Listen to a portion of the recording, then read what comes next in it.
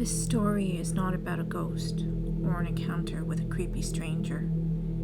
It's not even about a near-death experience or something like that.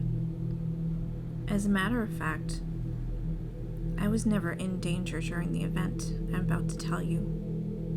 Nonetheless, it's a disturbing memory that will carry with me until the day that I die.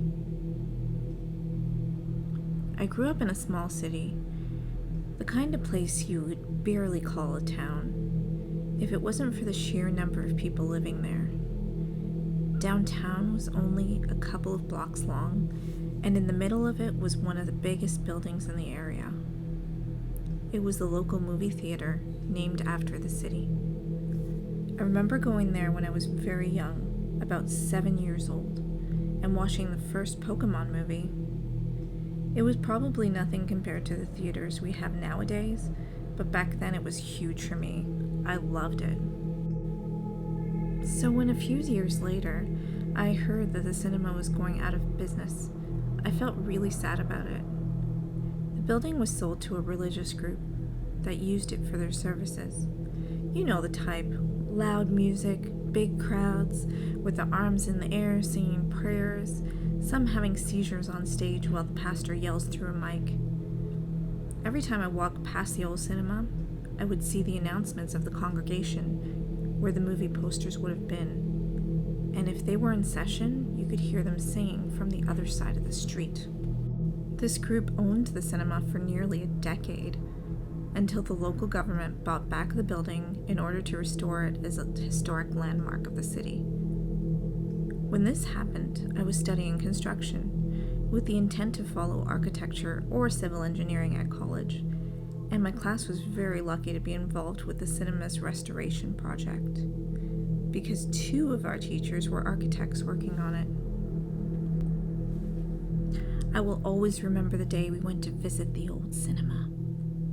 Our class was small, only a handful of students, but we were all around the same age, so we all shared childhood memories of when the theater was operational.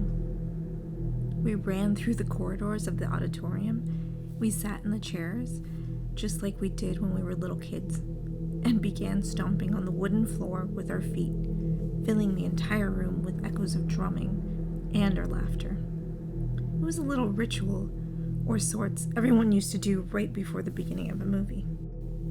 Once nostalgia time was over, we went back to the purpose of our trip and began to survey the building. We were very excited because that was a unique opportunity to go into the places we would never have been allowed to otherwise. So we made sure to check every last corner, every single room, no matter how far, no matter how obscure. The first one we found was just below the stage. On one of the corners was a little door, not very visible, probably because it was meant for maintenance staff only.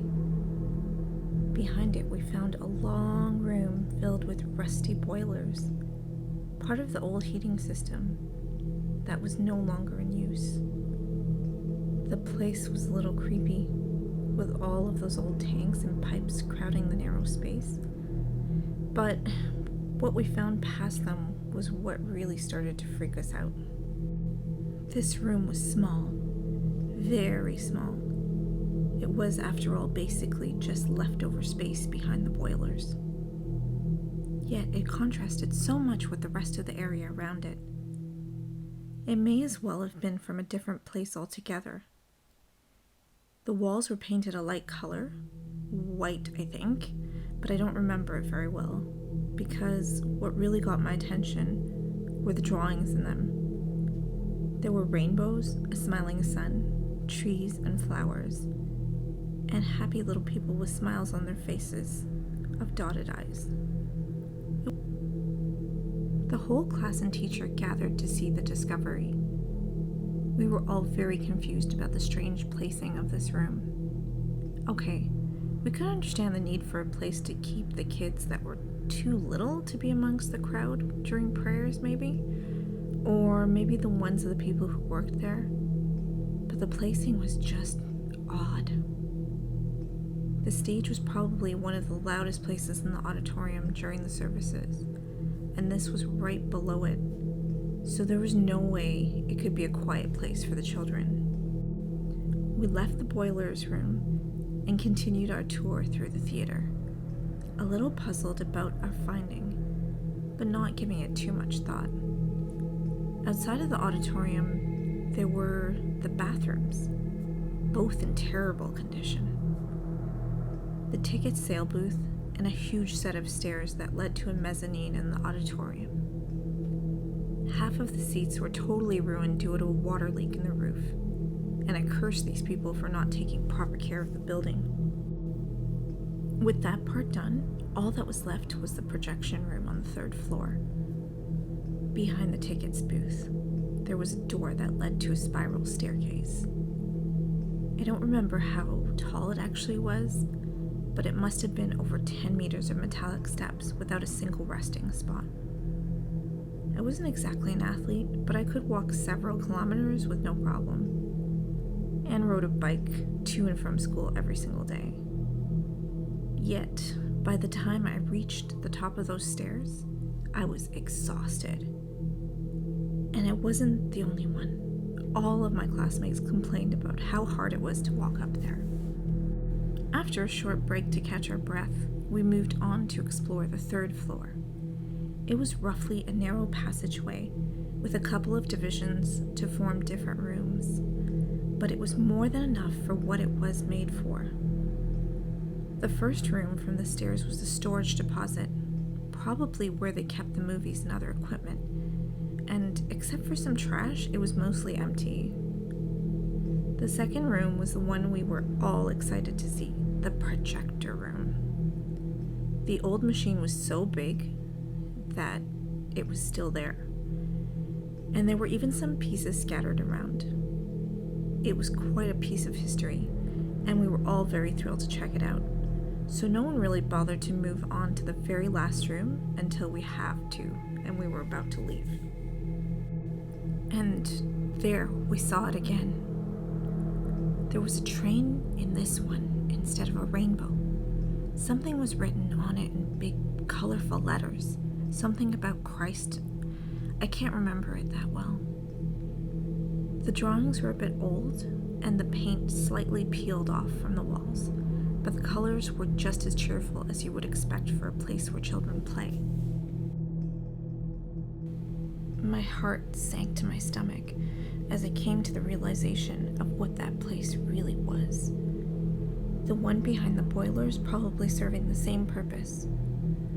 I took notice of how isolated that room was. Literally the furthest away you could possibly get from everyone else.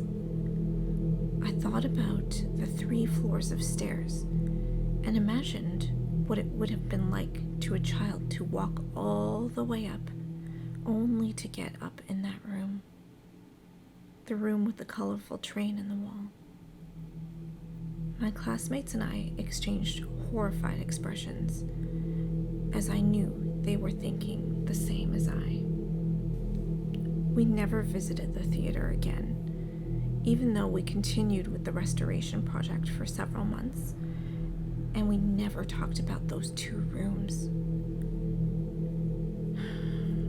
Cases of molestation in the church are well known to everyone, to the point that the pedo priest is practically a cliche. But this is the kind of thing you think happens in some far away place, in another city, even in another country. You never imagine it can happen in the very same town that you live, the place where you grew up, in the very same building where you once watched a Pokemon movie when you were 7 years old.